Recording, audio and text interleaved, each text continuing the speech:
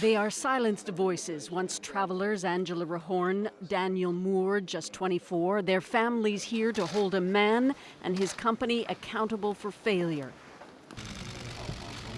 CEO Dennis Muilenberg doesn't look at them as he arrives to meet tough questions on Boeing's tattered safety record, but first to apologize. We are sorry, deeply and truly sorry. I'm heartbroken by your losses. I think about you and your loved ones every day. We will never forget.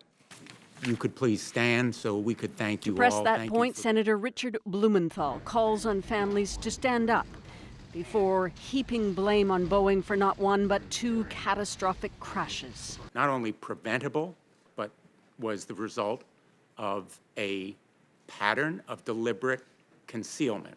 Those pilots never had a chance. They were in flying coffins. At issue, what did Boeing know, when, and why didn't it ground the MAX 8 aircraft after the first crash in Indonesia? I think about that decision over and over every day. We've learned from the second accident, and if we could go back, we would have made a different decision. But he doesn't explain how problems with MCAS, the flight control system, weren't fixed sooner. Back in 2016, Boeing's chief engineer in text messages described MCAS as running rampant in simulator testing.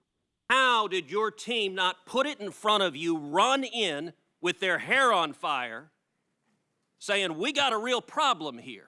Muilenberg admits Boeing made mistakes. With MCAS, they're fixing now. Too late for Paul Ingerogi's family, all five of them. I'll always live knowing that the decisions that they made before and after the first crash caused the deaths of my family. Muilenberg should be forced out, say some family, and later he met with them privately. But Boeing can't give them what they want. He robbed Daniel away from us.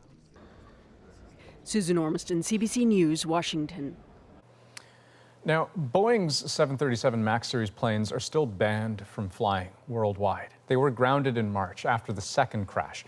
Boeing hopes the Federal Aviation Administration will allow MAX jets to fly again by the end of the year, but the FAA is also being criticized for relying on Boeing's staff to perform some of the certification tests and inspections that would allow the planes back in the air.